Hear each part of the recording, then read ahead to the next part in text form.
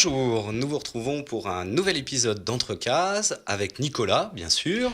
Bonjour à tous. Bonjour Nicolas. Et Laurent qui est toujours avec nous. Bonjour Laurent. Bonjour à tous. Alors nous avons le plaisir d'accueillir aujourd'hui un scénariste avec des séries extraordinaires, Xavier d'Horizon. Bonjour Xavier. Bonjour. Bonjour. Bonjour. Alors nous allons parler un petit peu des dernières séries sorties.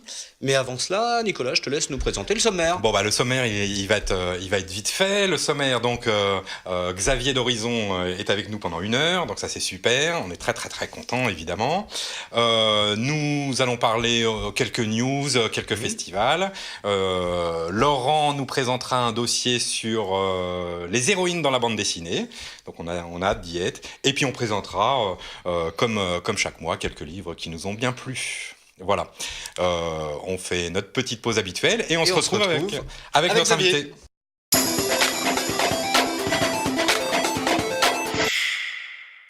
Alors, de retour. Xavier, vous êtes venu pour nous présenter le dernier tome de la série HSE, Human Stock Exchange. Ouais. Alors, est-ce que vous pouvez nous en dire un peu plus? C'est quand même assez particulier comme série, puisque l'humain est coté en bourse. Voilà, le sujet en fait et de la série est assez simple. L'action se situe dans le monde de demain. Et dans ce monde-là, les gens qui constituent l'élite de la société sont tout simplement cotés en bourse. Et l'histoire qu'on va suivre, c'est celle de Félix Fox, qui lui ne fait pas partie de l'élite de la société, c'est juste un vendeur de voitures. Et Félix a besoin d'argent, a besoin de progresser dans la société et va réussir miraculeusement à se faire coter en bourse. Et on va voir comment ce rêve va petit à petit devenir un cauchemar. Alors déjà, une société de demain, à peine de demain, parce qu'on s'y reconnaît quand même vachement dans cette société. Oui, c'est pas, on n'est pas dans de la SF avec des vaisseaux spatiaux, des lasers, etc. Non, c'est juste demain. Voilà. Ouais. Alors c'est assez drôle parce que effectivement, donc l'objet même du scénario, de l'histoire, c'est la cotation en bourse d'un humain.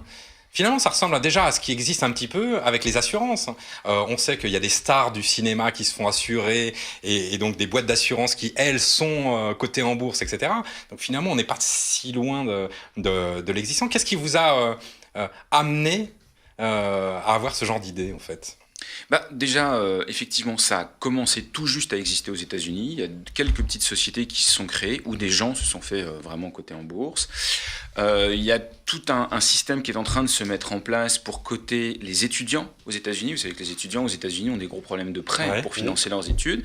Et donc, il y a aujourd'hui des financiers qui se disent on va regarder si c'est de bons étudiants, s'ils sont en bonne santé, s'ils ont un bon s'ils ont potentiel. Un potentiel, bien sûr. Et puis on va leur donner un capital. Et puis en échange, voilà. Il y a un joueur de football américain aujourd'hui qui est coté en bourse. Et oui, ça y est, c'est arrivé. Il y avait même de la pub aux États-Unis où vous pouviez prendre des parts de ce footballeur. Bon, moi, ce qui m'a intéressé, c'est tout simplement de me dire, aujourd'hui, en fait, on est dans une société qui est profondément matérialiste. Ça, c'est rien de nouveau. Et en fait, tout est ramené à une valeur. Il y a une marque que je ne citerai pas qui disait bien parce que je le vaux bien. Hein, bon, oui. Hein, On ne connaît pas cette marque. Je ne cite personne, mais enfin bon. Et en fait, je me suis dit, puisque tout est ramené à l'argent, combien coûte la santé, combien est-ce qu'on vaut. D'ailleurs, on a tous des cotes. Vous avez des cotes de journalisme, des cotes de scénariste. Je me suis dit, poussons un tout petit peu. Et voyons où on va. Alors, ce qui est intéressant, c'est que ce héros, c'est un peu Monsieur Tout-le-Monde. C'est-à-dire que là, c'est pas une vedette. Il a un potentiel, a priori, dans le métier qu'il exerce. Mais ce qui est très intéressant... Alors, il vend des voitures. Il vend des voitures. C'est un type normal. C'est un très bon commercial. C'est-à-dire que c'est un type lambda. Mais bon, il vendrait de la glace à des Esquimaux quand même. Oui, voilà. C'est un peu son talent. C'est un peu ça. Et alors, ce qui est particulièrement intéressant, c'est le rapport qu'il va avoir avec les actionnaires, donc qui deviennent quasiment propriétaires de l'humain. Puisque jusque donc ce 3e tome donc qui sort actuellement, dans le précédent, on voyait jusqu'où les actionnaires étaient capables d'aller, c'est-à-dire sans dévoiler, qui étaient capables de bouleverser son quotidien, sa propre vie, sa vie privée qu'il n'a plus finalement, puisqu'il finit par appartenir totalement à ses actionnaires. Bien sûr, mais ça. En fait, ça, je me suis inspiré de ce qu'on commence à voir, c'est ce dont vous parliez tout à l'heure, à savoir des compagnies d'assurance. Les compagnies d'assurance, aujourd'hui, Alors, je vous donne un exemple qui est fort, qui est aux États-Unis, où une compagnie d'assurance a mis en place des brosses à dents connectées et dit, si vous vous brossez les dents tous les jours, on baisse votre prime. Bon, on peut encore comprendre. Mais ça y est, ça commence. Et puis, si l'un d'entre vous a pris un prêt pour payer son appartement, tout d'un coup, il a vu une compagnie privée qui n'est pas dans le secret médical, à savoir une compagnie d'assurance, qui est venue vous dire, mais dites donc, vous avez eu un cancer, vous êtes en forme, vous fumez, qu'est-ce que vous mangez, vous avez du cholestérol, vous en avez. Moi j'ai vu des copains maigrir pour pouvoir passer l'examen et prendre l'examen. Et ça y est, c'est-à-dire qu'en fait, à partir du moment où le système de protection de tous, mis en place par l'État, recule, les compagnies d'assurance privées prennent le pas. Et c'est normal, comme elles fonctionnent dans un rapport risque-rendement, elles veulent limiter leur risque et elles vous proposent de le partager. Mais c'est pour ça on n'est pas encore complètement hyper connecté, mais on y arrive de plus en plus. Le pire, c'est que non seulement on va le devenir, mais que on est plus que dans 1984, si vous voulez, où à la limite vous étiez forcé d'être connecté. Aujourd'hui, ça va plus loin. Les gens veulent être connectés. Bien sûr. On s'achète ces montres qui vous disent, ça y est, elles arrivent. Quand vous levez, quand vous réveillez, il y a même des montres qui maintenant vous envoient des petites décharges électriques, qui vous disent si vous avez mangé assez, si vous êtes levé à la bonne heure. Et les gens veulent ça. En plus, ils le communiquent auprès de leurs amis. Oui, mais ça devient important même dans la vie du quotidien, sur la vie professionnelle. On sait qu'aujourd'hui, les DRH, le premier réflexe, c'est d'aller voir les réseaux sociaux, votre profil, etc. D'ailleurs, on en parlait à l'instant. Vous n'êtes absolument pas présent sur les réseaux sociaux. Non. C'est un choix ? Oui, c'est un choix, c'est absolument volontaire. Oui, j'ai rien contre les réseaux sociaux, c'est pas la question, mais j'ai déjà pas le temps de répondre à mes mails. Donc, non mais après, voilà, il faut comprendre que nous, on a quand même un temps qui est limité. Il faut savoir à quoi on veut l'allouer. Et en fait, quand j'ai fait mon arbitrage temporel, mon arbitrage d'agenda, Facebook et Twitter n'y figuraient pas. Voilà. Mais j'ai sans doute tort et je loupe sans doute plein de choses. En revanche, je me demande s'il n'y a pas quand même un fond d'inspiration de votre propre expérience de jeunesse, puisque je crois me souvenir que vous avez commencé votre carrière dans une banque, donc dans un milieu qui est lié justement à une économie quasi numérique et inhumaine. C'est peut-être pour ça d'ailleurs que vous l'avez quitté, j'imagine. Est-ce qu'il y a des parts de ces souvenirs-là, de cette expérience-là, qu'on retrouve dans cette série ? Oui, mais pas. Il y a des parts qu'on retrouve, mais c'est pas celles auxquelles vous pensez. Ah oui. Non, parce que moi j'ai travaillé dans une banque qui faisait de la finance d'entreprise, et c'est là où la finance a un rôle positif, c'est qu'elle aide les entreprises à se financer, à avoir de l'argent pour faire des investissements, des choses réelles. Non, là où cette BD est un peu plus personnelle, mais je crois qu'elle parlera à beaucoup de gens, c'est qu'on se rend compte tous qu'on est tous potentiellement des victimes du HSE. C'est-à-dire que on a tous envie d'avoir une maison plus grande, on a tous envie d'avoir une plus grosse voiture, on a tous envie de montrer à nos copains qu'on réussi et donc que ça va, quoi, entre guillemets. Et en fait, l'organisation sociale en fonction de la réussite, des quartiers défavorisés. Et voilà, on a plus envie d'habiter dans des quartiers calmes que dans des quartiers où ça se castagne tous les jours. Et ce que propose le HSE, c'est ça. Sauf qu'en fait, cette proposition matérialiste, c'est une drogue. Ce que je montre, en fait, c'est un personnage qui est addict à ça. C'est-à-dire que vous avez votre nouvelle voiture. Mais bien sûr, mais quand vous avez votre nouvelle voiture, vous êtes content 2 jours. Puis au bout de 2 jours, vous n'en avez plus rien à faire, et vous en voulez encore une plus grosse. Puis quand vous avez la plus grosse, quand vous avez l'iPhone 24, vous êtes content, et puis le lendemain, on se dit ouais, bof, et puis vous voulez le 25. Et ce que j'essaie de montrer, c'est comment ce système d'évaluation par le bien matériel, cette reconnaissance sociale par le bien matériel, somme toute est une drogue qui rend les gens malheureux. Moi le premier, je ne suis pas meilleur que les autres. Et je terminerai là-dessus. En fait, on est dans un monde où on essaye d'avoir ces symboles de reconnaissance, un totem avec donc la voiture, la maison, le costard, tout ce qu'on veut. Et quand même, ce serait tellement mieux si on pouvait résumer tout ça à une montre qui affiche votre cote en bourse. Ce serait plus simple. C'est vrai que ce serait plus simple. Ce serait certainement plus simple. On va revenir dans un instant à discuter plus pleinement de votre immense carrière. Là au dessin, donc c'est Thomas Allard. Comment c'est passé ? C'est vous qui l'avez contacté ? Vous avez été mis en contact par l'éditeur ? Je l'ai chassé.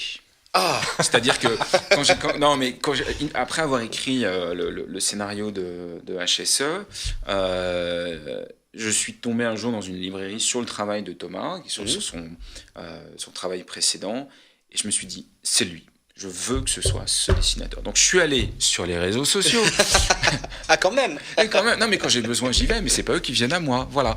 Donc j'y suis allé et j'ai trouvé ses coordonnées et je lui dis bonjour monsieur Allard, voilà, j'ai écrit un scénario, j'aimerais beaucoup vous le dessiner parce que c'est vous que je veux. Et voilà, et j'étais très content parce qu'il a accepté et ça a été une belle expérience de travail. Alors, il y a eu une parution tous les 2 ans, puisque le premier album est de 2012, c'est ça? Ouais. Deuxième album, c'est-à-dire 2014. oui, parce qu'en fait, c'est beaucoup de travail de faire un album comme ça. Bien sûr, ouais. Et puis, les lecteurs verront que c'est très détaillé, très fouillé. On prend beaucoup de temps à travailler sur la mise en scène aussi, qu'on refait pas mal de fois, jusqu'à qu'elle corresponde à ce qu'on veut faire. Et voilà, donc ça a été un tous les 2 ans, et là, c'est fini. Voilà, c'est la fin C'est de 3 la tomes, trilogie. une histoire Trilogie, complète. pardon. D'accord, donc à découvrir... Aux éditions d'Argo. HSE, aux éditions d'Argo. Hop, je vous le remonte. Donc il y a le tome 1, Qu'on a ici. le tome 2. Non, mais si vos éditeurs achètent l'album, ça permettra de faire monter ma cote, donc ça Ah me oui, rendrait c'est pour service. ça, j'ai bien compris. C'est ça. Et enfin, le dernier tome qui vient de sortir et qui conclut cette trilogie. Voilà. Super. Alors, une question à Xavier sur HSE, si c'est possible. Bien sûr. Il me semble qu'il y a une adaptation prévue, non en petit format ou à la télé pour HSE. Est-ce que c'est toujours le cas? Oui, il y a une société qui s'appelle Quai. Ce sont les producteurs d'une série que vous avez peut-être vue qui s'appelle Baron Noir. Oui, Et, bien sûr. bien sûr, Voilà. ouais. Et donc les producteurs de Baron Noir ont acheté les droits de HSE. Et après, voilà, vous savez, c'est le long tunnel de l'audiovisuel. Mais ils travaillent dessus. Et D'accord. je suis très D'accord, content que donc ce pour soit l'instant, pas de date pas de d'une date. sortie. Pas de date, non. Donc on invite nos spectateurs à découvrir les 3 albums d'HSE Absolument. aux éditions d'Argo. Ok. On fait une petite pause? Oui, et on se retrouve pour quelques news. Quelques news.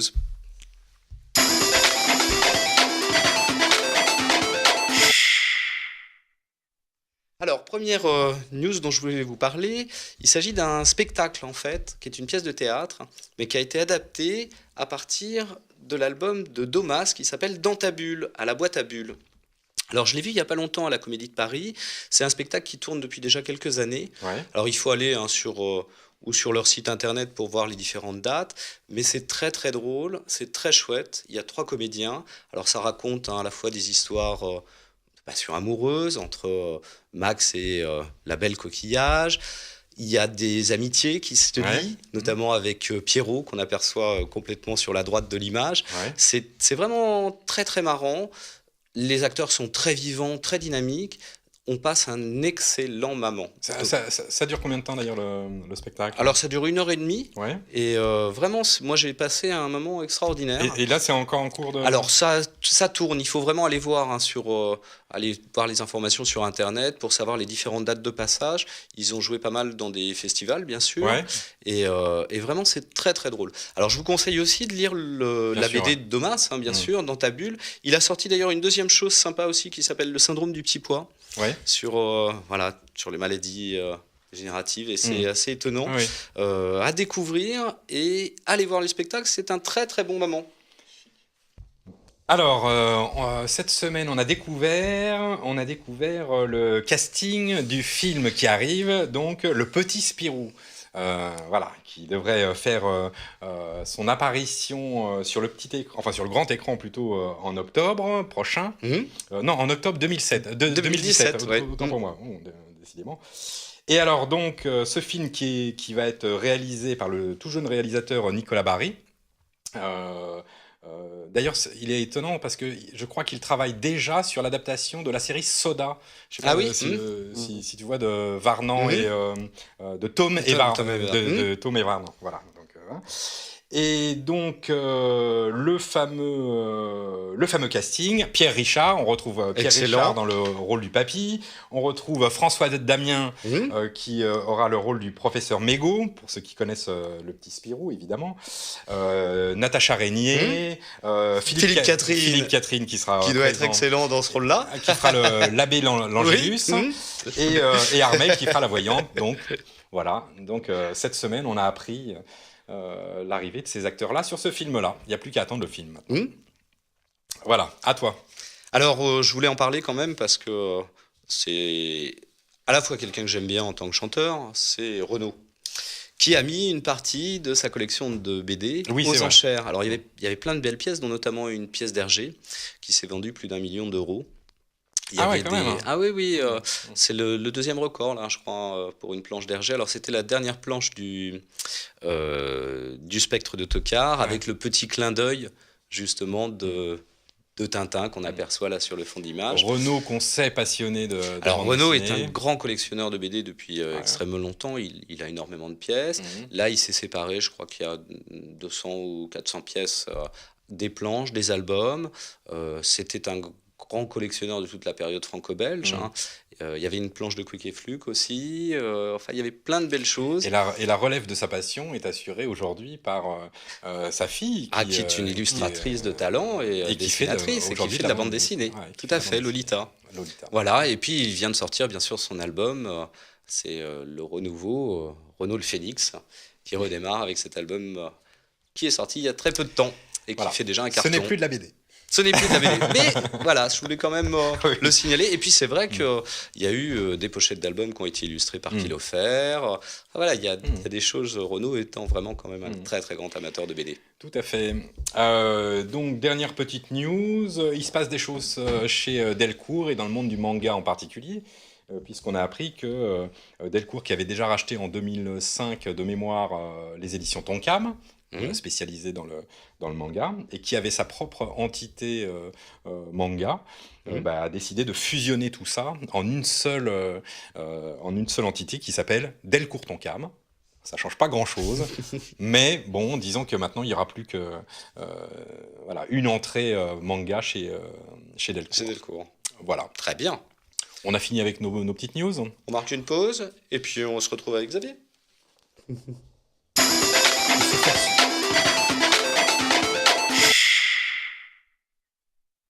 Alors Xavier, on va pouvoir montrer quelques albums de toutes les séries que vous avez faites. Donc vous démarrez en 97 avec le Troisième Testament. Alors le Avec Troisième Alice au Testament. dessin, qui est un succès dès le départ. J'ai eu beaucoup de chance. Ouais. Enfin, on a eu beaucoup de chance avec Alex, mais c'est sûr que on a commencé avec une série en fait qui était dans un genre qui n'existait pas à l'époque. C'est-à-dire que mettre de l'aventure, plus de l'histoire, plus de la religion et un peu de fantastique, c'est avant le Da Vinci Code, c'est avant pas. Et donc en BD, ça n'existait pas. Et puis voilà, puis il y a eu après toute une vague. Et nous, on a eu cette chance, c'est le hasard, d'arriver à peu près au même moment que le Triangle Secret, que le Décalogue. Oui, absolument. C'est pas exactement la même chose, mais bon, on était les premiers, donc on a eu de la chance. Ouais. Alors vous vous rencontrez en école de commerce? Alors Alex, Alice, oui, on s'est rencontrés lors du festival bande dessinée des grandes écoles. Et je crois qu'Alex, lui, il faisait une école, mais c'était juste pour faire plaisir à papa, maman. Mais il avait déjà décidé qu'il allait faire de la BD. D'accord. Et on s'est dit, ok, moi j'écrivais un peu, et lui, il dessinait beaucoup. Et ensemble, on s'est lancé dans cette aventure, le Troisième Testament. Et puis, évidemment, tous les éditeurs nous ont dit que ça les intéressait pas du tout. Jusqu'au jour où Jacques Glénat et Jean-Claude Camano, aux éditions Glénat, ont dit, non mais si nous on y croit, nous on va être les premiers, on va y aller. Et donc, grâce à eux, que je ne remercierai jamais assez, ma vie a changé. Ah bah Et voilà. Oui. c'est incroyable. Enfin, vous êtes un passionné d'origine de la bande dessinée. Oui. Oui, vous étiez lecteur en Moi, j'étais enfant. moi, je suis tombé dans Strange quand j'étais petit. D'accord, ouais. D'abord, Mhm. c'est curieux, de la bande dessinée américaine.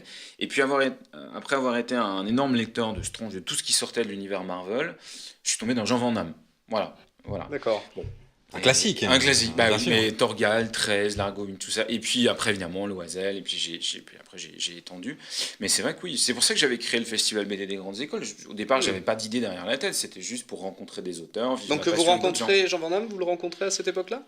Oui, c'est assez amusant, mais je devais avoir un peu plus de 20 ans, et je suis parti organisateur, et on invite Jean Van Damme, qui nous fait la gentillesse de venir.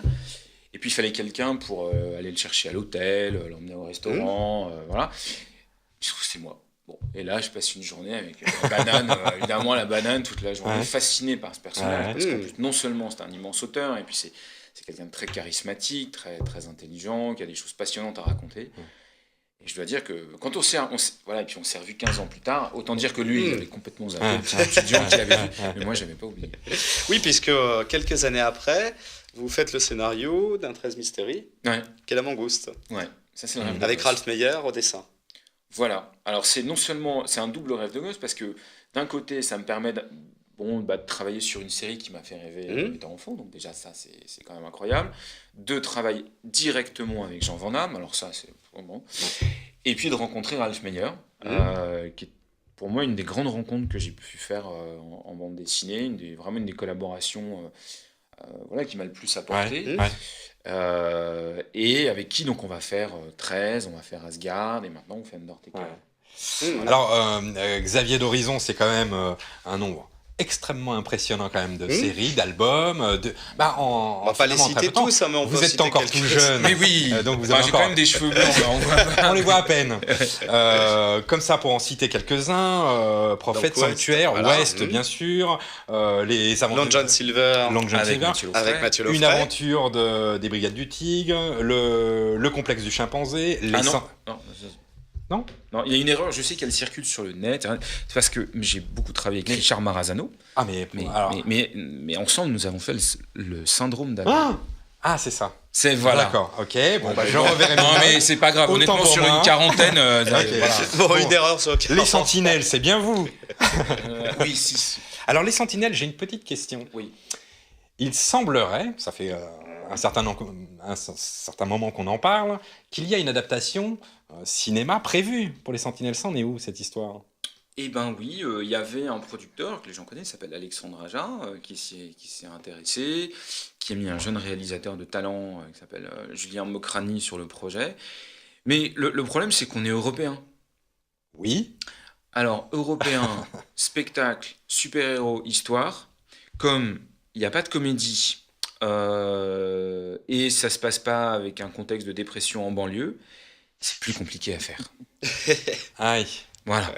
Donc ça va peut-être se faire. C'est les sous et puis c'est tout le système industriel. C'est-à-dire qu'aujourd'hui, c'est très compliqué, en France notamment, de développer à partir de bandes dessinées comme le font les anglo-saxons, sur des sujets qui ne sont pas des comédies. J'adore les comédies comme vous, j'imagine, mais si vous n'êtes pas une comédie ou si vous n'êtes pas un film vraiment pas cher qui tourne autour d'une problématique sociale, c'est quasiment impossible à monter aujourd'hui dans l'audiovisuel français, voire européen. Voilà. Ça ne veut pas dire que c'est impossible complètement, mais c'est très dur. Et moi, pas de chance, j'ai beaucoup de chance. Mais pour ce qui est de l'adaptation, en fait, c'est un peu toujours la même histoire. C'est-à-dire que les producteurs achètent les droits de mes livres, ils aiment bien, ils prennent des options, ils achètent les droits. C'est déjà très bien. C'est déjà très bien. Mais il y a encore le passage à l'acte. D'accord. Ça va pas tarder.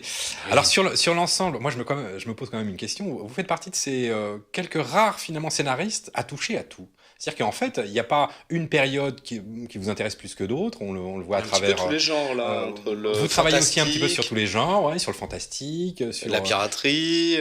J'ai pas beaucoup. Alors je fais pas, par exemple en bande dessinée, j'ai pas fait de gros nez, ce qu'on appelle le gros nez, que j'adore, mais je sais pas faire. Il y a plein de choses que je sais pas faire. Je sais pas faire de la comédie. Alors par exemple, j'ai fait une série qui s'appelle Redskin, qui est vraiment énormément teintée d'humour, mais c'est du super-héros avec de l'humour.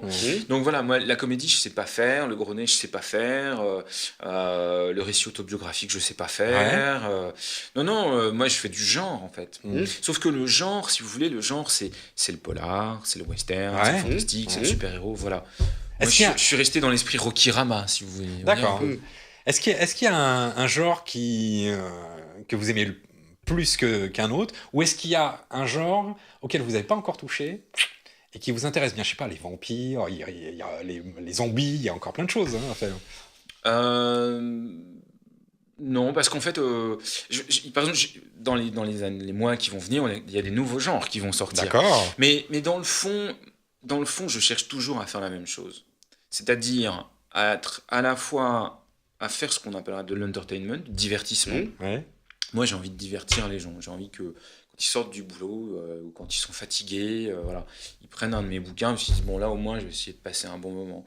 Jean Van Damme, qui, par beaucoup de domaines, a été mon maître en écriture, disait, ton premier devoir, c'est de ne pas emmerder ton lecteur. Donc moi, j'ai envie d'abord de faire ça. Et si possible, de faire que ce soit dans la tradition des grands récits des années 70 ou 60, où on essayait éventuellement de faire que l'histoire soit un peu une parabole. Voilà. Ça, c'est mon objectif. Je ne sais pas si j'arrive à l'atteindre, mais c'est ça que je veux faire. Donc après, quand vous avez cette idée-là, qu'elle est claire dans votre tête, bah, vous pouvez la mettre avec un western, vous pouvez la mettre Ouais. avec un récit d'aventure, vous pouvez la mettre avec un récit de pirate, peu importe. Mais par contre, la ligne, en fait, elle est toujours la même. C'est juste l'habit qui change. Mais ce qui est étonnant, c'est que le prenez pas mal, évidemment, mais Ouais. vous avez maintenant plus de maturité que lorsque vous avez commencé.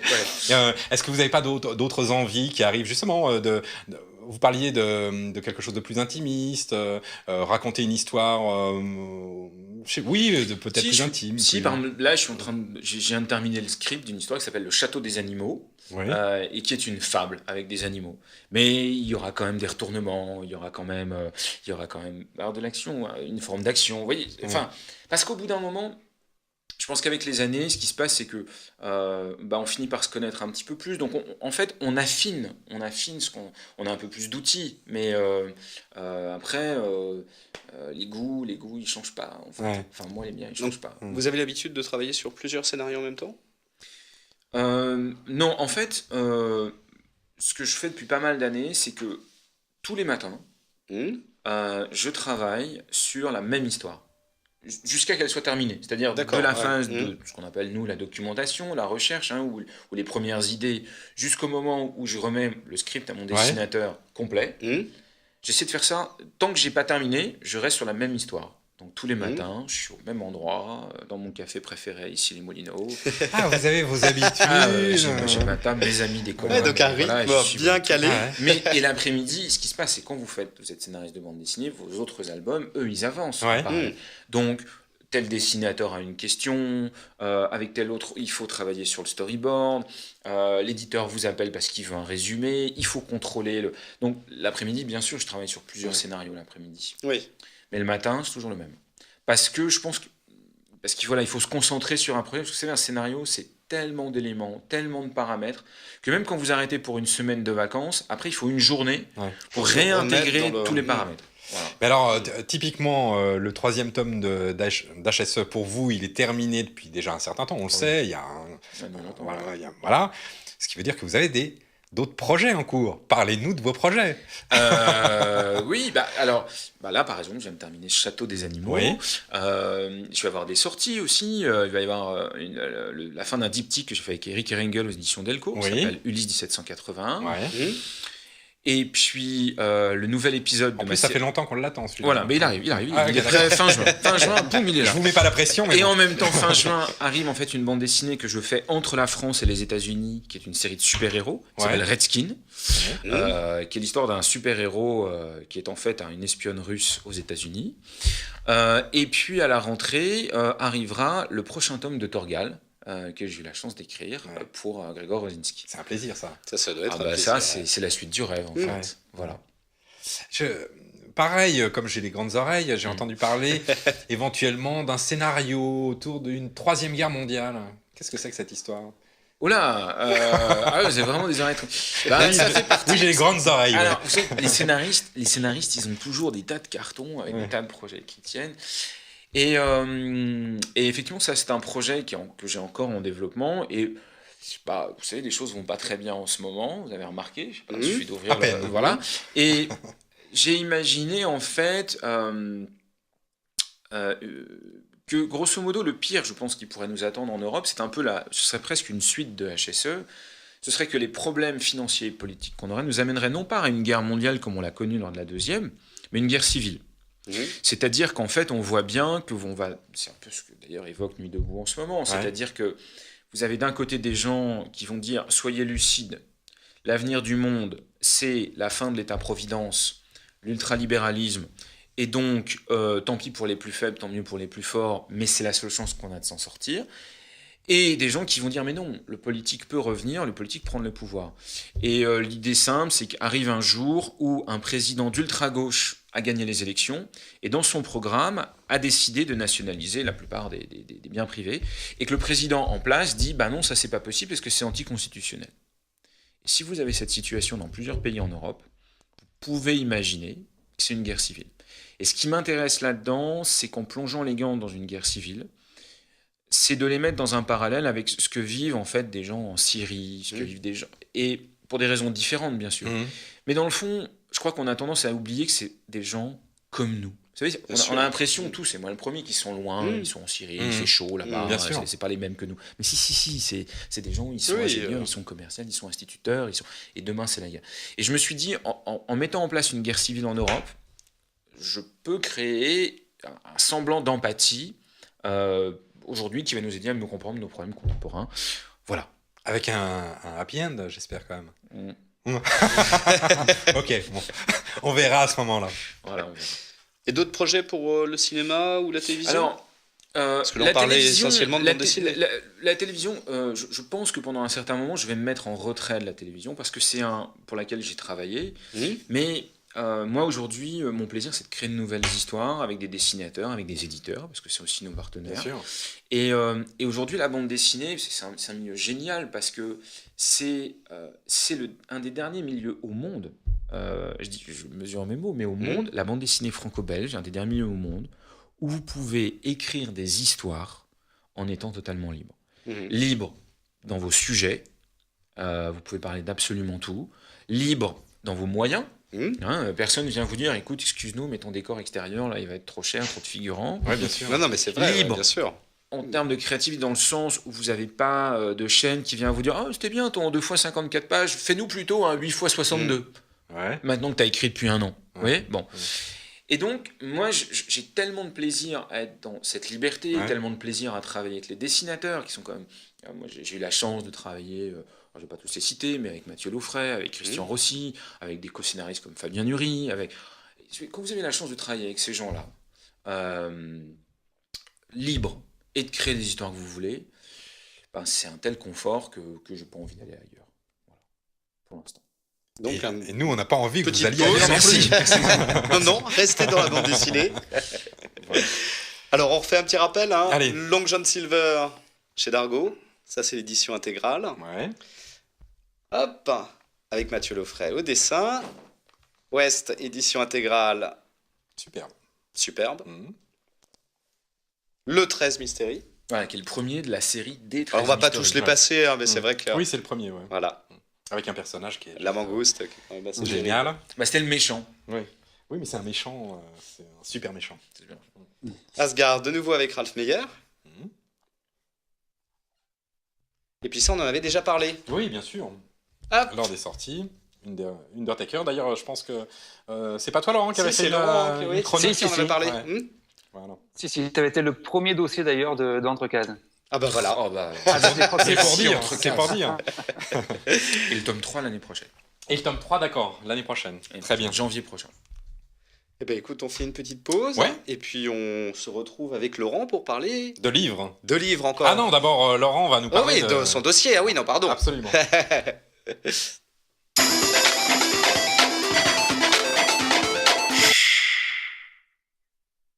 Alors Laurent, tu vas nous parler des héroïnes. Alors des héroïnes, le sujet était trop large, Christophe, mais je vais vous parler des aventurières plus précisément. Alors les aventurières par rapport aux héroïnes, elles ont le goût du voyage, de l'aventure, elles sont intrépides, courageuses. Et belles. Je vais vous présenter quelques bandes dessinées, vous allez voir que parmi les héroïnes, il n'y a pas que des courageuses. Certaines sont aventurières un petit peu par hasard. Alors première série présentée, c'est Les Passagers du Vent. Bon, un grand classique évidemment de la bande dessinée, une série créée et dessinée par François Bourgeant. Ouais. Donc 5 tomes parus entre 79 et 84 Ouais. et 2 tomes ensuite en 2009 et 2010 Voilà. qui racontaient l'histoire de l'arrière-petite-fille de Isa. Donc Isa, c'est l'aventurière. C'est une jeune qui est en femme couverture qui du vit tome 1. Exactement. C'est une jeune femme qui vit au XVIIIe siècle, une jeune noble, et qui, par jeu, a échangé son identité avec une de ses amies. Donc, elle a perdu ses titres de noblesse et est devenue fugitive et donc est partie à l'aventure. Donc, Les Passagers du Vent, c'est quoi ? C'est une fresque maritime. Ce sont des combats avec des pirates. Il y a des esclavagistes. Évidemment, Isa, en bonne aventurière et en justicière, est contre. Et elle va partir notamment en Afrique, au Dahomey. Plutôt le Bénin, c'est une petite partie du Bénin d'aujourd'hui. Et elle va partir aussi à Saint-Domingue. Alors, ce qui est intéressant avec les Passagers du Vent, c'est que c'est une des premières BD historiques et c'est ce qui a permis également la création de la collection Vécu aux éditions Glénat. C'est un succès énorme. C'est 1 million d'exemplaires vendus donc depuis 1919 et c'est traduit en 18 langues. Les Passagers du vent, c'est même pas un incontournable, c'est un classique. C'est un grand classique. C'est un classique. C'est un grand classique. Alors on va changer de décor avec une série un peu plus légère. Il s'agit de Jeannette Pointu, une série créée par Marc Westerlin, premier tome paru en 82. Alors Jeannette Pointu, c'est un grand reporter. Alors qui, elle, pour le coup, est un vrai globe-trotter. Alors, je vais vous citer quelques lieux visités en 20 albums. Il y a eu le Mexique, le Sénégal, le Tibet, l'île de Pâques, la planète Mars, oui, parce qu'elle va aussi dans l'espace, Sarajevo. Elle a rencontré des fourmis géantes, des pandas, des pirates. Ouais. Elle était tour à tour casque bleu, prisonnière d'un jeu vidéo et astronaute. Donc, avec tout ça, c'est assez extraordinaire. Alors, Jeanne Pointu, c'est aussi une justicière. Elle combat les inégalités et elle essaie de rendre justice partout où elle passe. Donc Marc Westerlin, c'est aussi l'auteur de Dr Poche. Ouais. Et pour la petite histoire, Franquin avait dit de lui au début des années 70 que c'était l'auteur le plus doué de sa génération. Si Franquin l'a dit. Franquin l'a dit, on peut le croire. Autre série un petit peu plus récente, il s'agit de Sillage. Donc très gros succès aussi. Une série créée par Morvan et dessinée par Bûcher. Alors, Sillage, qu'est-ce que c'est? C'est un convoi spatial qui parcourt l'univers pour coloniser différentes planètes. Ouais. Donc, dans Sillage, il y a une multitude de races différentes et notamment une petite humaine qui s'appelle Navis et qui a la particularité d'être imperméable à la télépathie. Donc, c'est un don qui est très important puisqu'il y a beaucoup de télépathes parmi les habitants de Sillage et c'est ce qui lui permet aussi de devenir agent pour Sillage et donc de partir en mission sur les différentes planètes. Alors Navis est très jeune, elle est intrépide, elle se met souvent dans de mauvais draps, mais on s'aperçoit qu'elle va grandir et c'est aussi un parcours initiatique qu'on va découvrir. Donc il y a 18 albums sortis à ce jour. Il y a plusieurs spin-offs vu le succès de la série, notamment Navis, une série qui s'appelle Navis qui raconte sa jeunesse. Il y a les chroniques de Sillage. Il y a également Sillage, premières armes. Ensuite, alors un triptyque cette fois. Alors c'est un triptyque un petit peu particulier qui moi m'a fait beaucoup rire. Qui s'appelle Ida. Aux éditions Delcourt, on voit déjà les couvertures qui sont magnifiques. Somptueuses, elles sont très très belles. Alors Ida, c'est un petit peu. Il y a des anti-héros. Ida, c'est l'anti-héroïne par excellence. C'est une jeune noble qui vit au 19e. Qui est hypocondriaque, qui est maladive, donc qui n'a rien du tout d'aventurière au début, et tout d'un coup, du jour au lendemain, elle se découvre une passion pour l'Afrique, et elle décide de partir en Afrique pour visiter l'Afrique. Elle y rencontre Fortunée, qui est une jeune femme aussi, mais alors qui, elle, pour le coup, est totalement dévergondée. Et c'est ça qui est très drôle, c'est déjà donc la rencontre entre ces deux femmes qui sont très différentes. C'est leur parcours à travers l'Afrique. Donc au 19e, c'était quelque chose. Donc elle qui est assez précieuse, qui est issue d'un milieu noble, donc d'être confrontée au peuple africain, c'est assez marrant. Et elle va parcourir, donc elle va aller au Sénégal, elle va aller au Niger, elle va aller au Congo, et on suit donc les aventures de cette jeune femme sur 3 tomes. C'est dessiné et c'est créé par Chloé Cruchaudet. Chloé Cruchaudet qui a reçu quelques temps après, en 2013, le prix de la CBD pour notamment Mauvais Genre. Absolument. Très très bonne BD. Après Yoko Tsuno, ah oui. Ouais, alors ça c'est carrément un classique encore. Oui, bien sûr. Tout le monde connaît. Par Roger Leloup. Au début des années 70. Alors, au début des années 70, on s'aperçoit qu'il y a beaucoup de séries qui mettent en scène des héroïnes. On pense donc à Yoko Tsuno, mais également à Natacha, bien sûr. Par Alteri, et aussi par Valérien et Laureline. Et Laureline est quand même un personnage très très important. Yoko Tsuno, c'est une ingénieure japonaise en électronique. C'est une série de SF. Donc là aussi, Yoko Tsuno, partout où elle passe, essaie de rendre justice. C'est une série qui a aujourd'hui plus de 20 albums, qui est toujours en cours. Ce qui est intéressant, c'est de voir la précision que Roger Leloup apporte à ses scénarios et à ses dessins. Bien sûr. Roger Leloup étant lui-même passionné de mécanique, de SF, de tout ce qui est moteur en tout genre. Et donc, ses scénarios, ses dessins sont toujours très, très précis. Il faut savoir qu'au début de la série, il avait été aidé par Maurice Tillieux, Ouais.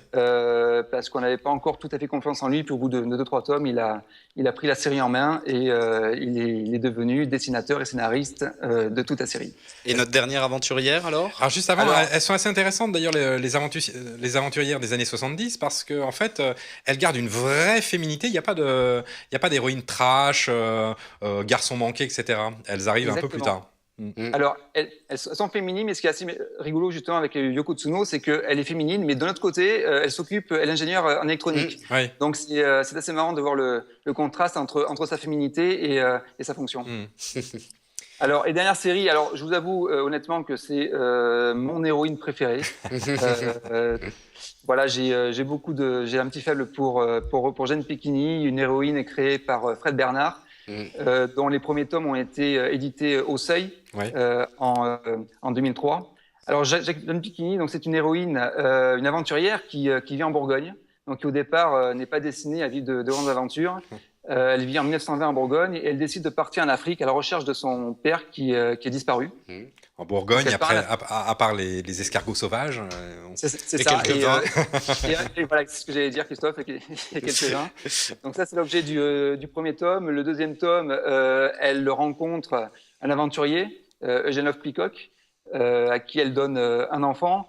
Elle part donc aux États-Unis. Elle part ensuite au Népal, en Asie. Bref, c'est une aventurière tout terrain, Ouais. qui est aussi très féminine, extraordinairement sensuelle. Beaucoup de sensualité. On peut le voir d'ailleurs dans les tomes 2 et 3, dans l'Ivresse du Poulpe. Ah, mais on sent bien que tu as craqué. hein. Oui, oui. Voilà, donc il faut savoir aussi, là, on voit en couverture Lily Love Peacock, qui est la petite fille de Jane Pekini, qu'on a retrouvée dans un album à part, Ouais. et qu'on retrouve également dans la série mère, et avec un jeu de flashback. Voilà, on redécouvre aussi l'univers de Alors, oui. Jeanne. Il y a d'autres héroïnes dont tu parles pas, mais que je vais citer vite fait. Bon, il y a Jessica Blandi, qui est aussi une aventurière. Et il y en a une qui est très intéressante, c'est Caroline Baldwin. Ce qu'elle a d'intéressant, alors elle, c'est vraiment elle est assez trash, elle est assez rock'n'roll. Ouais. Et alors, très étonnant, dans ce genre de série d'aventure, il s'avère que au bout de quelques albums, on apprend qu'elle est séropositive, ce qui change aussi beaucoup la donne. Et ça met une dimension supplémentaire à l'aventurière. C'est assez... voilà, donc j'avais envie de parler de Caroline Baldwin pour le citer. C'est une Ouais, très bonne c'était- série aussi. Eh bien, merci Laurent pour ce dossier. Vous les connaissiez tous? Oui, bien Oui. sûr. On fait une petite pause et puis, on on va parle parler un peu de de livres, livres. voilà. Allez. Je vais faire valider. Bon, alors je commence. Allez, vas-y. Allez, je commence. Alors, moi, j'ai trois coups de cœur ce mois-ci. Le premier, c'est un livre qui paraît chez Gallimard BD, réalisé entièrement scénario et dessin par Nedjib, et qui s'appelle Stupor Mondi. Alors, Stupor Mondi, ça se passe au début du XIIIe siècle. Il y a Hannibal, alors je l'ai noté, Hannibal Kassim El Batouti, qui est un savant très avancé pour l'époque arabe, qui a eu une expérience de vie qui l'a mené à découvrir un peu par hasard la photographie, et donc qui va tenter de recréer ce phénomène. Accompagné de sa fille qui est handicapée, qui ne marche plus, et d'un espèce de personnage qui est, on va dire, le garde du corps de sa fille, qui s'appelle El Ghoul. Alors, ce qui est très intéressant, bon, donc c'est un gros livre déjà, ce qui est très intéressant, c'est l'approche scientifique et le rapport de la science avec les monarques de l'époque, donc du XIIIe siècle, l'Arabie, pays aux 1000 découvertes à l'époque, très avancé, Bien sûr. en termes en termes de Scientifique sciences, et- etc., etc. Et c'est de voir ce rapport avec une Technique. invention qu'on connaît, qui est finalement relativement récente, et la manière dont ils vont l'utiliser lorsqu'ils vont pouvoir le reproduire une seule fois, à savoir à quoi va servir au XIIIe siècle une telle invention, puisqu'on n'a pas le droit d'avoir d'image Bien sûr, d'Allah, etc. Eh bien, ils vont essayer de créer le fameux Saint-Suaire, donc qui serait réalisé à partir d'une expérience approximative très bien. autour de la photographie. Voilà. Donc, on se laisse emporter de la première page à la dernière page. Il y a un dynamisme qui est extraordinaire. Il y a un dessin, on a pu le voir, qui est extrêmement simple, avec une colorisation monochromique par case que je trouve extrêmement agréable. C'est une super belle aventure, une très belle histoire. C'est extrêmement bien rythmé. C'est drôle. Dans ce bouquin, il y a tout. Il y a tout pour passer un bon moment. Voilà. Donc, je vous laisse regarder. Alors ça, c'est mon petit premier. Mon second, toujours chez Gallimard, c'est la Saint-Gallimard, ce mois-ci. Donc, c'est Taipei. Alors, Taipei, c'est une adaptation, en fait, le titre exact, c'est Taipei, un paradis cannibale. C'est une adaptation d'un livre autobiographique d'Herman Melville. Donc, c'est une adaptation. C'est réalisé par Stéphane Melchior et Benjamin Bachelier, qui s'étaient déjà rencontrés sur une adaptation, puisqu'ils avaient fait Gatsby le Magnifique dans la même collection. D'accord ? Alors ça raconte l'histoire de deux marins qui sont engagés un petit peu, on ne sait pas trop pourquoi, qui sont engagés en fait sur un baleinier, qui arrivent aux Marquises, ils en ont jusque là, et ils décident de se barrer sur une île qui est réputée abriter une tribu cannibale, et donc ils vont se perdre évidemment dans un bout de jungle et tomber sur cette fameuse tribu, et ils vont vivre l'aventure différemment l'un et l'autre. C'est vraiment le genre d'histoire. Donc, Melville l'écrit fin 19e. Encore une fois, c'est autobiographique. Donc, il l'a vécu de cette manière-là. C'est empreint de tout ce que j'aime de l'aventure raconté au 19e siècle. Voilà. Donc, sur les îles, en plus. Voilà. C'est très beau. Alors, c'est très beau. Oui, c'est vraiment... Voilà, c'est très beau. J'aime beaucoup ce dessin. Je pense que c'est du crayon gras. J'en jurerai pas, je me suis pas renseigné, mais je pense que c'est fait au crayon gras et ça donne une certaine et ça donne une certaine douceur en fait au dessin. Voilà, c'est extrêmement agréable à lire. C'est une autre manière de s'approprier une littérature classique. Donc ça, je le conseille, c'est vraiment super chouette. Voilà. Et mon dernier petit coup de cœur, alors c'est le tome 2 d'une mini-série qui s'appelle Le Petit Monde de Lise. Alors Lise, c'est Lise Climo. C'est une Américaine qui vit en Californie et qui fait de la bande dessinée. Ça n'est pas son seul métier, puisque en fait, elle travaille dans l'animation, et en particulier sur la série Les Simpsons. Ah oui, d'accord. Depuis 9 ans. Et entre deux animations, Mademoiselle fait des livres. Et en fait, son approche, c'est... elle fait des strips de situation, des strips en 2, 3 ou 4 cases maximum, qui sont des strips de situation qui mettent en avant des animaux, mais des situations très très humaines et des rapports entre les animaux très humains. Alors c'est assez génial parce que d'abord ça se lit. À chaque fois que j'en parle, je dis, on dirait des biscuits apéritifs. C'est-à-dire qu'on en prend un, on en lit un, on mange, c'est bon, mais il n'y en a pas assez. Et on mange le deuxième, et finalement, on finit le paquet en un quart d'heure. Voilà. Donc, ça sort chez Delcourt actuellement, donc c'est le tome 2.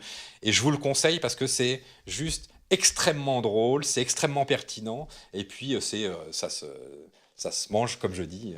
Voilà. Xavier, je vous laisse regarder et découvrir. Voilà pour mes coups de cœur. Alors moi je voulais parler de deux livres là, enfin une série qui vient de sortir chez Glénat, qui est très chouette, il y a eu plusieurs albums, c'est Les Grands Peintres. Oui. Alors j'ai choisi Monet justement puisque j'ai eu l'occasion aussi d'aller me promener à la Fondation Monet. Oui. Qui a rouvert. Ouais. J'ai quelques images d'ailleurs que vous allez pouvoir voir. Non, je ne les ai pas. Autant pour moi. Alors, ce qui est intéressant, c'est justement de lire l'album à la Fondation Monet. Ah ben oui, d'accord. Alors, on retrouve dans l'album, donc la Fondation est ouverte jusqu'au 1er novembre, du 25 avril, je crois, au 1er novembre. Et ce qui est assez marrant sur cette fondation, je ne sais pas si vous connaissez, Xavier ? Non. Alors la Fondation Monet, donc c'est Giverny, c'est l'endroit où a vécu Monet à partir de 1883 et où il est mort, et ils ont reproduit le salon de Monet avec ses tableaux, puisque à l'époque, ils s'en servaient un petit peu comme d'un showroom. Ça permettait de faire venir ses visiteurs et découvrir les tableaux qu'ils préféraient, ce qu'on retrouve dans l'album. Alors, l'album a été réalisé par Frank Secca et Vincent Gravé. Alors, c'est très marrant parce que ça reprend la vie de Monet, mais il y a une histoire d'amour derrière qui permet d'avoir une autre histoire à côté. Même chose chez Courbet. C'est les 2 albums que j'avais choisis, Monet et Courbet, donc par Fabien Lacaffe. Ah, ils n'ont pas osé chez Glénat. Non, ils ont un peu caché. Bah oui, l'origine du monde, il faut le cacher. Ça a toujours été caché comme ça. Donc ça reprend le mythe de l'origine, bien sûr. C'est très très chouette à lire. Vous avez pas été contacté pour faire un scénario sur les grands peintres ? Non, mais c'est dommage, c'est une bien belle histoire. On continue. Petite anthologie du dessin politique d'Honoré. Ouais. Alors ça, je voulais en parler aussi. C'est paru aux éditions La Martinière. Donc Honoré, un des dessinateurs assassinés le 7 janvier dernier. Et puis, c'est vrai que c'est un dessinateur qu'on oublie souvent. Pourtant, on l'a lu dans le Canard enchaîné, dans les grands quotidiens, à tel point qu'il y avait eu un petit pochoir qui avait été fait juste après l'assassinat des dessinateurs. Il y avait Cabu, Wolinski, Tinius et Charb, et il manquait Honoré. Ouais. Et il y a d'ailleurs un album qui vient de sortir de Catherine Meurice, qui a été directement confrontée à cette horreur, et qui explique qu'il y a un commando qui est venu rajouter le pochoir d'Honoré dans les jours après, juste après. Alors le dessin d'Honoré est magnifique, on a un côté gravure là, étonnant, et puis tellement d'actualité. Voilà, c'est vraiment un très très beau livre, petite anthologie du dessin politique. Super. D'autres petits livres rapides ? Peut-être Laurent, mais alors vite. Ouais, volontiers. J'ai un petit coup de cœur qui est sorti au mois de mars, qui s'appelle Hello Viviane, édité chez Pika. C'est un one-shot qui est dessiné et scénarisé par Golo Zhao. Alors Golo Zhao, c'est aussi le dessinateur de la BD de Yaya, donc qui mélange franco-belge et manga. Donc Hello Viviane, c'est quoi ? C'est l'histoire d'une jeune traductrice chinoise qui arrive en France, qui part de Paris, qui arrive dans un petit village à côté de Toulouse qui s'appelle Colomiers. Et Viviane est très joyeuse, elle sourit à tout le monde, mais on sent qu'elle cache un secret. Et elle se fait 2 amis, donc Nicolas et un barman. Et tout au long du livre, on va découvrir le secret de Viviane. N'en dis pas plus. D'ailleurs, on n'a pas le temps. On n'a pas le temps d'en savoir l'album. Et invitons donc nos téléspectateurs à lire donc Hello Viviane. Je vous conseille vraiment. D'accord. Très bel album. Allez, très rapidement, parce que je voulais juste vous les citer, mais vous les retrouverez sur le site internet. Nu de Sacha Gerd aux éditions L'Employé du mois. C'était vraiment très marrant, ça c'est sur de la performance artistique à découvrir. Moi j'avais L'étrange de Jérôme Rullier, sombre, très particulier, aux éditions de l'Agrume. Donc voilà, L'étrange. Un portrait d'Edmond Baudouin, superbe, avec le film de Laetitia Carton, c'est à l'association, donc il y a le DVD, et puis suivi de L'éloge de l'impuissance, avec le magnifique dessin de Baudouin. Et puis pour moi, pour finir, Les Chroniques du Roi Vagabond, c'est chez Delcourt, c'est léger, c'est de la BD comme j'aime, c'est de la pure BD de loisirs, d'aventure, c'est assez chouette. Voilà. Alors à l'association, un truc assez étonnant aussi, Mr. Morgan d'Igor, ça c'est super, c'est vraiment, graphiquement c'est très fort, très très fort, et vraiment à découvrir. Super. Politique qualité chez Futuropolis, je vous le conseille aussi, de Sébastien Vassan. Hop. Tiens, je suis étonné que tu nous as pas montré un truc. Attends, si, je vais venir quand même, mais c'est moins pour l'enfer que d'habitude. Grand Est aussi, j'en reparlerai sûrement dans la prochaine émission, de Denis Robert et Franck Biancarelli, aux éditions d'Argo, à lire. Et puis pour l'enfer, mais non, c'est pas vraiment pour l'enfer, c'est paru aux arènes BD, voilà, c'est juste pour le plaisir. Sex Story, la première histoire de la sexualité en BD, Philippe Breno et Laetitia Corin. Voilà. Bon, comme il nous reste pas beaucoup de temps, on avait des festivals. Alors oui, si je peux juste remontrer ça, parce que c'est intéressant. À l'association est sorti un livre de David B qui s'appelle Mon frère et le roi du monde. C'est 72 portraits et ça va avec une exposition au Sable d'Olonne, à l'abbaye de Sainte-Croix, le musée d'art contemporain. On avait une image d'ailleurs de l'abbaye de Sainte-Croix. Alors je sais pas si elle y est. Beau. Bon. Hop. Voilà. Ah voilà. Alors ce qui est très beau, c'est que l'abbaye de Sainte-Croix étant réputée pour ses Chessac, ses Victor Breuner, et les dessins de David B sont dans les combles du 17e. Et ces combles du 17e, quand on est à l'intérieur, on a l'impression d'un bateau renversé. Donc si vous avez du temps, c'est jusqu'au 29 mai, allez découvrir les dessins de David B. à l'abbaye de Sainte-Croix, au Sable d'Olonne. Voilà, et moi je voulais citer le Festival du livre jeunesse et de la bande dessinée d'Osgore qui s'appelle Lire sur la vague. Voilà, il y a beaucoup d'auteurs de Rue de Sèvres en particulier, mais ce qui est particulièrement intéressant, c'est que cette année au programme, il y a une exposition extraordinaire de Claude Ponty. Claude Ponty, Ah oui, illustrateur jeunesse. L'illustrateur jeunesse, vedette des enfants. Mm. Donc voilà, si vous êtes du côté de Osgore, alors ça je vais vous dire, c'est de quand à quand, c'est du 13 au 16 mai. N'hésitez pas à aller voir ce festival. Voilà, alors fin mai, il y a aussi Montargis coince la bulle. À Montargis, il y a pas mal d'auteurs avec Ça Steve serait pas chez Trevor. toi, par hasard. Ben, c'est pas très loin, c'est pour ça que je le cite quand même. Très bien. Alors, nous voilà arrivés Au terme à la de fin cette de cette merveilleuse émission. Xavier d'Horizon, merci Merci beaucoup. pour votre présence, c'était J'espère un que vrai plaisir. Vous avez pris du plaisir aussi. Beaucoup de plaisir. Ah, J'ai super. découvert beaucoup de livres et merci de m'avoir accueilli aussi longtemps. Eh bien, Super. écoutez, vous pouvez revenir quand vous voulez. Bien sûr. Alors, vous nous retrouverez pour la prochaine émission le 2 juin à 20h. Entre-temps, vous pouvez re-regarder les podcasts sur tous les supports, Bien sûr. sur le site internet de Watch TV et bien sûr sur le site de notre partenaire de BD Geste. C'est ça, hein? Avec toutes les dates de festival. Ah, je crois qu'il s'est endormi. Laurent n'est plus là. Merci beaucoup de nous avoir suivis. Continuez à nous envoyer des messages et au mois prochain. Au mois prochain. Au revoir tout le monde. Au revoir. Salut Laurent. Ciao.